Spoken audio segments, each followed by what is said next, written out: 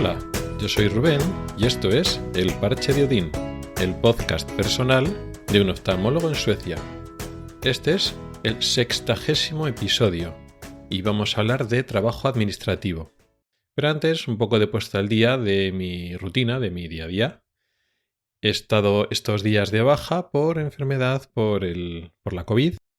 Ya estoy un poco mejor, mañana ya empiezo a trabajar de nuevo. Todavía tengo la voz un poco cogida, toso y queda un poquito de flemas, pero bueno, en principio ya he pasado de largo los 7 días que aquí ponen. He cogido algunos días más porque no me sentía recuperado y mañana empiezo a ver qué tal. Ayer fue el examen MIR en España. Aquí no existe examen MIR como tal, pero fue el examen MIR en España y como hago todos los años desde hace ya 12 años creo, colaboro en una iniciativa que se reúnen varios especialistas para revisar las preguntas del examen justo después, analizarlas, contestarlas, es decir, de las preguntas ver las que creemos nosotros que son las correctas y comentarlas para así dar herramientas a los que se han presentado al examen MIR, a los opositores, pues tener herramientas cara a pues impugnaciones o los resultados y tal. ¿Por qué? Porque pasan unos días hasta que el Ministerio de Sanidad da las respuestas al examen. Y entre que te dan las respuestas definitivas y luego después el plazo que te dan para impugnar, para contestar o protestar o decir si una pregunta crees que está mal, el plazo es pequeño. Con lo cual, pues esta iniciativa sirve principalmente para que a esas personas les dan más tiempo de corregir, entre comillas, su examen, porque les damos una respuesta la que creemos nosotros, que no siempre coincide con la oficial del ministerio, pero le hacen una idea y te da pues herramientas, bibliografía y tiempo para impugnar las preguntas impugnables. También sirve para otro tipo de médicos o estudiantes, médicos que no se tienen que presentar al MIR, pero que les interesa el tema, pues hacer una especie de repaso, ¿no? Es una especie de, a propósito del examen MIR, pues se comentan pues temas médicos.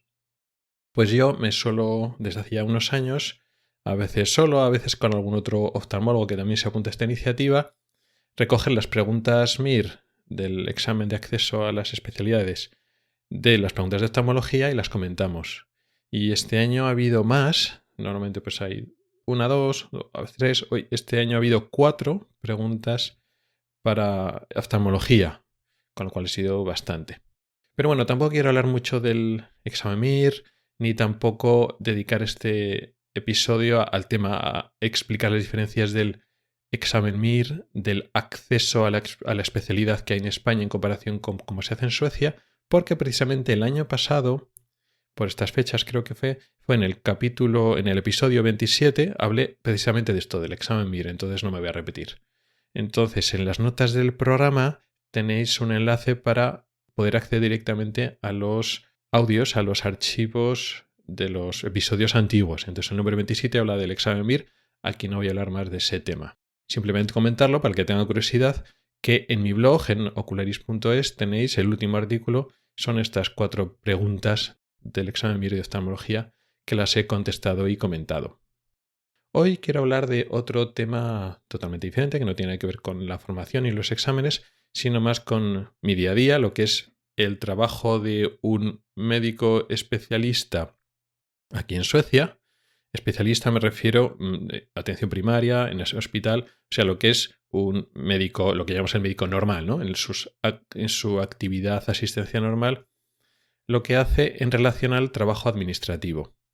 Yo ya sabía, antes de llegar aquí, que aquí la carga administrativa era alta, lo cual al principio es sorprendente cuando lees, porque tú crees que en España hay mucha carga administrativa. Los médicos en España, sobre todo los médicos de cabecera, se quejan de eso, pero médicos de atención primaria, médicos de familia, que se formaron en España, trabajaron en España y migraron a Suecia, decían que aquí en Suecia había más todavía que en España, que ya es decir.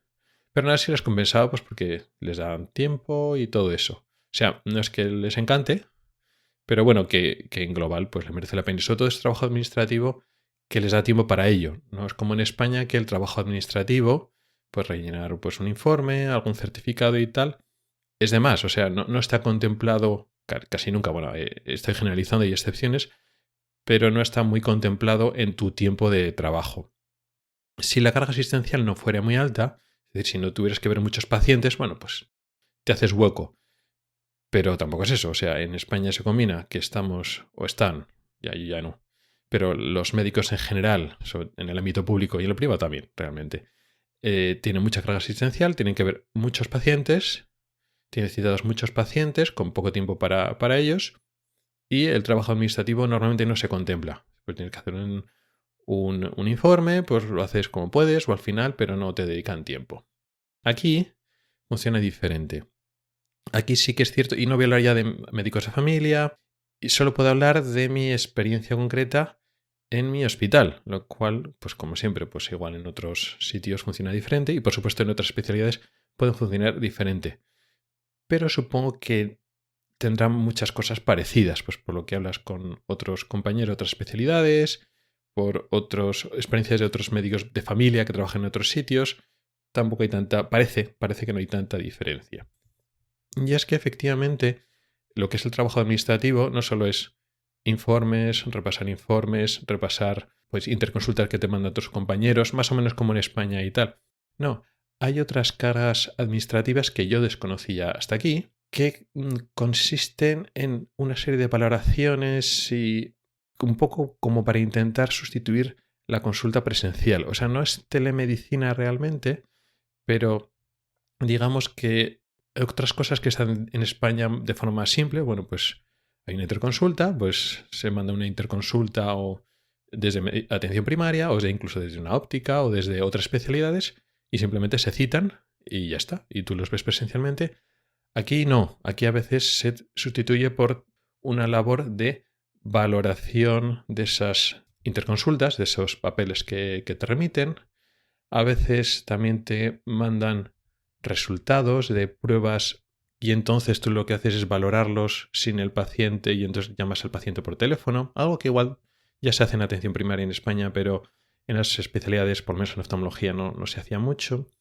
Hay una serie de labores que para mí son nuevas. Por ejemplo, en la cirugía de cataratas, aquí se contempla que hay pacientes que se ven que lo ve directamente el médico, aparte que se hacen las pruebas y tal, pero otros pacientes que lo has valorado otro médico de fuera, otro oftalmólogo que ha dicho que tiene catarata, pero de otro sitio, por ejemplo, de otra clínica privada, por ejemplo, y entonces lo remiten aquí. Y a veces se valora que no hace falta que lo vea un médico, sino que un óptico o una enfermera le hace las pruebas de la que es para la catarata y entonces tú revisas, digamos, la interconsulta que te ha hecho el otro oftalmólogo, revisas las pruebas y entonces pues tú decides, ese paciente se opera pues de un ojo, del otro ojo, si decides que no hay criterios para operar, si sí que hay criterios que operar, lo apuntas para la cirugía de un ojo, de los dos ojos a la vez, primero uno, luego el otro, qué ojo va primero, una serie de cosas, pero sin el paciente que está delante. Entonces es una labor administrativa. Pues esto a lo que yo me tengo que enfrentar y hacer, para mí tiene valoraciones ambivalentes. Tiene cosas negativas y cosas positivas. Hay cosas negativas porque toda esta labor que intentan optimizar el tiempo y evitar que el paciente venga mucho y aprovechar más el tiempo del médico, porque el tiempo del médico es una cosa escasa y hay que optimizarlo. A veces, precisamente el complicarse la vida lleva a que el tiempo se aproveche peor todavía. Aparte de que a veces parece que se reduce cierta calidad existencial, es decir, bueno, esto es lo mismo, pues no lo ve el médico, pero se hacen las pruebas, tú revisas los papeles y ya está. Pues no es lo mismo, no es lo mismo. Y sí lo ha visto otro oftalmólogo en otro sitio, pero claro, si tú vas a operar al paciente no lo has visto nunca. Aparte de esas consideraciones, que eso también había problemas en España, no solo aquí, pues el hecho de que sea el mismo cirujano el que ve el paciente antes o después, pero eso es muy difícil y no se puede en muchos sitios, problemas de seguimiento y tal, lo mismo. Pero además es que por optimizar a veces se complican y aquí estoy aprendiendo que la simplicidad, aunque parezca que es más trabajo, tiene ventajas en sí misma. Cuando tú complicas las cosas, es decir, haces varios circuitos para decir, bueno, pues en vez de que todos en esta ruta de pacientes, en vez de que todos los pacientes sean vistos por el médico, pues se puede derivar, pues en este tipo de otro de pacientes pues no hace falta y se valora de otra manera y tú tal, al final, si lo complicas mucho, surgen problemas que cuando se te ha ocurrido la idea y has organizado ese tema no se te ocurren. Al final la simplicidad y hacer las cosas simples, aunque parezca que es más trabajo, al final muchas veces merece la pena. Pero aparte de eso, esta es un poco la parte ambivalente, es decir, todo esto que te cuentan de, fíjate qué idea tenemos, que bien organizamos estamos, al final es muy complicado y luego después surgen los problemas. Pero aparte de eso, aparte de la valoración de eso, también me quiero plantear como mi propio trabajo, es decir, no solo por cómo funciona cara al paciente, cara a la dinámica del hospital, todo esto, sino tú como médico, cambia tu dinámica de trabajo. ¿Por qué? Pasas de cuando tus jornadas cambian. En España era, pues, podías tener días de consulta y entonces ves pacientes, o día de quirófano, que es operar. Y esos son tus días. Puede ser o consulta o operar. A veces pues puede variar y puedes tener operar y ver consulta, si es una cosa así, pero ya está, ¿no? Sin embargo, aquí hay jornadas, hay mañanas o tardes, o a veces días enteros, que estás sin ver pacientes. Pero no estés sin hacer nada, estás haciendo trabajo, pero administrativo. Entonces, es como trabajo de oficina, por decirlo así. Que no es que no trabajes, a veces pues tienes mucha carga laboral y decir, bueno, pues tienes que resolver todas estas historias y lo tienes que intentar acabar para hoy, para que no se acumulen para la semana que viene, etcétera. No se trata de que una cosa trabaje y otra cosa no trabaja, ¿no? Ni mucho menos. Pero ya es un trabajo más como de oficina, ¿no? Como que no estás viendo pacientes, estás, bueno, pues tú con el ordenador o con tus papeles, dictando pues los comentarios a las exploraciones, apuntando para cirugías, remitiendo, contestando interconsultas y tal, pero un poco en tu despacho, pues haces una pausa, pues te coges un café, sigues trabajando con el café, pero no estás de atención al paciente directo. Es decir, muchas veces, no me doy cuenta, pero claro, yo según llego, pues me cambio con el pijama, con el uniforme de consulta, con los zapatos para pasar con los pacientes, te quitas el reloj, en fin, un poco, digamos ya la rutina que tienes, y luego dices, pues, ¿para qué? Si no voy a salir del área administrativa, si puedo ir de calle, ¿no? Porque cuesta un poco cambiar.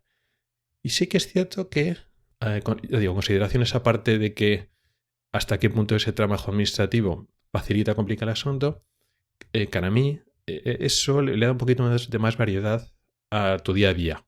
No solo es ver pacientes o operar, sino hay días que estás pues también haciendo trabajo con pacientes, pero sin ellos presencialmente. Estás trabajando de lo tuyo, pero tú solo en tu despacho.